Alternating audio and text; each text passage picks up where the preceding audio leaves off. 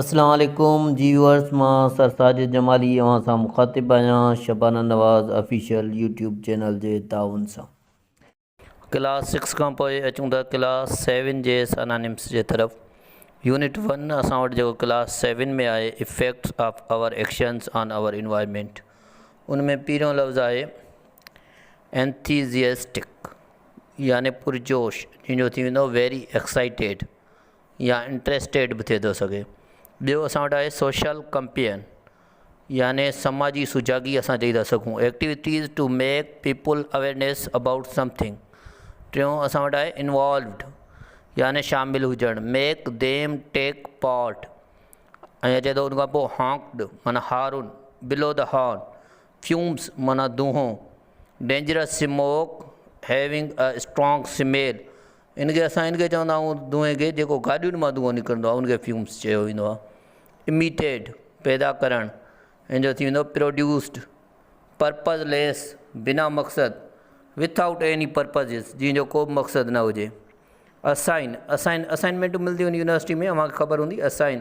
Assign माना ॾियणु, give. Deadlines form वग़ैरह भरींदा आहियूं, जीअं असां वटि आया STS 5 to 15 जा फॉर्म या ॿिया आया हुआ, उन्हनि ते हेठां लिखियलु हूंदो आहे डेडलाइंस माना ख़तमु वारी तारीख़, आख़िरी तारीख़ूं। The date by which something is completed. उनखां पोइ आहे टास्क जो आयो बुझो क्लास 6 में बि असां पढ़ियासीं work that have been done. उनखां पोइ आहे reviewed, check something to see if any change is needed माना दुहराओ। रिव्यूड चेक कंदा आहियूं असां, रिव्यू थींदो आहे, उनखे चेक कयो वेंदो आहे त इन शइ में का तब्दीली वग़ैरह जी कंहिं शइ जी ज़रूरत आहे त उनखे रिव्यूड सॼो ईंदो। उनखां पोइ आहे अटेंडीज़ माना शामिल, people who attend a programme or meeting, उनखे सॼो ईंदो। ठीकु आहे। नेक्स्ट यूनिट आहे असां वटि 2 social equities and manner. Next lesson में पहिरियों आहे लफ़्ज़ अपसेट्स मायूस, मेक्स अनहैप्पी हार्श बदसलूकी करणु, से थिंग्स इन रफ मैनर यानी बद इख़लाक़ी वारा लफ़्ज़ ॻाल्हाइणु, तेज़ रुखा लफ़्ज़ ॻाल्हाइणु। इरिटेड माना चिड़ ॾियारणु, इनोइड या एंग्री बि असां चई था सघूं। Handicapped having some disability, handicapped असां चवंदा आहियूं मज़दूर खे, जेके मज़दूर हुजनि कंहिंखे का डिसेबिलिटी हुजे उनखे हैंडीकेप्ड चवंदा आहियूं। Mock make fun of. उनखां पोइ आहे ऑनर्ड एज़ाज़, a person given a special award. Joint family गॾियल ख़ानदान, a family where a husband wife their children, parents and other family members live together. Slurp माना आवाज़ करणु, making a noise while letting out air in the stomach through the air. उनखां पोइ आहे burp, making loud noise when eating or drinking यानी चाॿा ॾियणु। Diversity यानी varieties, क़िस्म। उनखां पोइ असां वटि आहे ritual, RITUALS, ritual, action done in a fixed time at fixed place. Traditions यानी सकाफ़त असां चई था सघूं। Beliefs, practices passed down from elders, जेके शयूं अबनि ॾाॾनि खां अचनि। Complexion, natural color of the skin, जेके असां चई था सघूं सांवरड़ो कारड़ो colour. Fascia, lighter in colour, हल्को कलर में। बैक बाइट गिला करणु, make bad things off when they are not. टियों यूनिट मां असांजा ॿिया सिनोनिम्स आहिनि awareness of crisis, accidents and natural climates. Unharmed न नुक़सान ॾिनल, not hurt in any way. Gushing कीलजणु, moving with great force. Clinging चुंबड़णु। होल्ड ऑन बम्पिंग टकराइजणु। हिटिंग बम्पिंग जो सिनोनिम थींदो हिटिंग, टकराइजणु। नंब NUMB नंब यानी साणो थी वञणु। Without feeling. उनखां पोइ नेक्स्ट अचे थो एग्ज़ॉस्ट, तमामु थकल, वेरी वेरी टायर्ड। येल्ड रड़ियूं करणु। शाउटेड रिलीफ कैंप, सामाजी camp. A place where people who have lost their homes get food and shelter. Evacuate ख़तरनाक हालत में छॾणु। Leave when there is a danger. Nightmare खौफनाक ख़्वाब। A bad and frightened dream glittered चमकंदड़, shone energetic चुस्त। Part awareness of and empathy with special people इनके असां कवर कंदासीं। सानानिम्स आहे ब्लेसिंग, ब्लेसिंग माना रहमत, favour in from God, wondrous तजुब वंडरफुल। उन खां पोइ नेक्स्ट आहे मॉर्न माना मातम करणु, मोर्न मातम करणु, शो सारो over the lost something unluckily. उन खां पोइ आहे हैपलेस माना बदकिस्मत, अनलकीली। इहो हैपलेस जेकॾहिं एंटानिम्स में अचे त लक, ऐं हैपलेस असां वटि जेकॾहिं सानानिम्स में अचे त अनलकीली। पोइ याने सारो अफ़सोस, पेशंस सब्र, ability to accept suffering with complain, ability cheer ख़ुशी, जॉय चेयर ख़ुशी, एबिलिटी टू एक्सेप्ट सफरिंग सानानिम थी वेंदुसि पेशंस सब्र। ठीकु आहे, ॿई हिकु ॿिए जे अपोज़िट सां लिखिया आहिनि। और पेशंस या वरी एबिलिटी टू सफरिंग ॻाल्हि साॻी आहे, त को बि अची थो सघे। ऐं उन खां पोइ नेक्स्ट जेको यूनिट आहे 5 असां वटि historical and culture places of Pakistan. उन में पहिरियों आहे थ्राइव्ड माना वाधारो, ग्रू एंड डेवलप्ड, एबिंडन। हीअ असां वटि आयो बि हुयो हाणे जेको पहिरियों पेपर थियो 13 सेप्टेम्बर IBM जो, उन में बि आयो। तबाह थियणु, लेफ्ट फॉर एवर। ऐं इन ते बि असां चऊं पिया त माना हेरिटेज थींदो, पर हिते लिखियलु आहे त लेफ्ट फॉर एवर तव्हांजे बुक्सनि में। प्रिज़र्व्ड सम्झणु, keeped it in its original shape. Urban settlement, urban settlement माना शहरी रिहाइश, सिटी लाइक प्लेसिस वेयर पीपल लिव। प्री हिस्टोरिक तारीख़ी, before the time since history was recorded. Mound, mound आहे मतिलबु दड़ो, असिमाल हिल।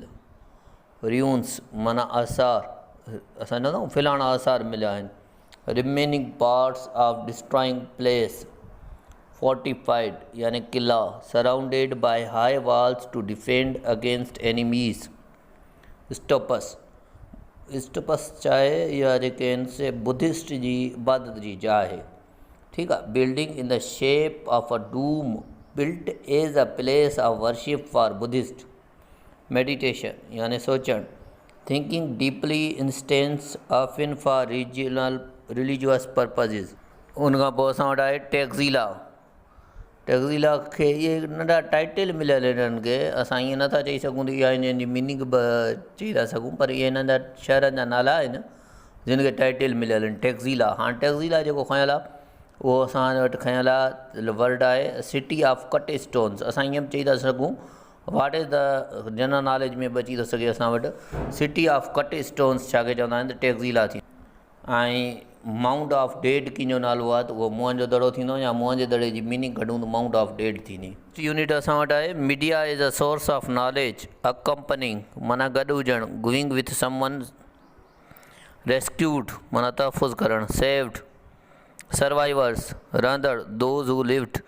ॾिसो असांखे कुझु ॿार चवनि पिया सर हिकिड़े लफ़्ज़ वारा सानानिम्स ईंदा आहिनि त घणनि वारा बि अची था सघनि, पर हाणे हिननि में जेके बि अॻिते तव्हांजा क्लास आहिनि उन्हनि में वन वर्ड मीनिंग वारा लफ़्ज़ अचंदा। ठीकु आहे, पोइ हिते ईअं हुयो त पंजनि लफ़्ज़नि जी असां वटि उन्हनि जी मीनिंग हुई ठहियलु। स्टेबल, स्टेबल महफ़ूज़, आउट ऑफ डेंजर सानानिम थी ईंदुसि।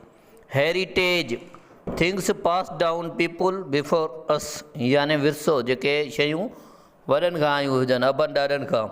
सिग्निफिशंट, इम्पॉर्टेंट, रिफ्लेक्ट शो, रिफ्लेक्ट माना रोशनी।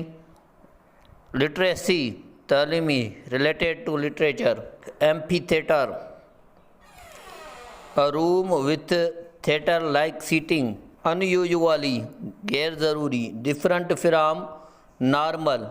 टैलेंटेड ज़हीन, a person with natural ability. उन खां पोइ नेक्स्ट ईंदो क्रिटिकल, ख़तरनाक, सीरियस, क्रिटिकल सिचुएशन असां चवंदा आहियूं त सीरियस। बीफ वॾो गोश्त, काओ बिफेलो मीट। उन खां पोइ आहे पाउंस, अटैक्ड सडनली अचानक हमलो। Deny, say it is not true या refuse. Awareness, make people understand यानी सुजागी आणणु। थ्रीट डेंजर खतरो, collective every one doing something together मजमूई तौर ते, पार्टिसिपेट टेक पार्ट हिस्सो वठणु, larva insects that have just come out of the egg कीड़े जे बच्चे खे असां चवंदा आहियूं larva, vehicles cars buses lorries ETC गाड़ियूं जेके आहिनि उहे थियूं अचनि, इंगल्फ याने सराउंडेड याने घेरणु वकेरणु वकोड़णु, ऑक्यूपेंट सनाने थींदो person in a given space, escape get away from danger याने भॼी वञणु, उनखां पोइ आहे डाउन हर्टेड जो थी वेंदो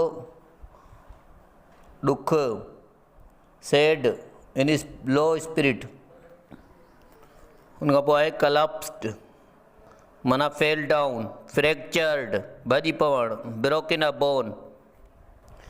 नेक्स्ट आहे bruised has marks of injury ज़ख़्मनि जा निशान, कोऑपरेटिव बीइंग हेल्पफुल माना ताउन कंदड़, कंसोल इहो असां पोइते पढ़ी चुका हुआसीं 5 जे लेसन में, लेसन 5 जे लेसन में जंहिंजो असां पैराग्राफ सम्झोसीं अपेट पीकाक वारो, त उन में हुयो गिव कंफर्ट इन अ सारो या असां चऊं गिव कंफर्ट और सिंपथी बि असां चई था सघूं, एक्सपेंसिस मनी स्पेंट यानी पैसा ख़र्च करणु, budget amount of money available and how it will be spend, exceed go beyond a set limit यानी हद खां वधी वञणु, उनखां पोइ आहे स्लेटर यानी कुहण, त killing an animal for food ज़बह जे लाइ कंहिं जानवर खे कुहूं हिलाल कयूं, बूथर काज़ ट्रबुल,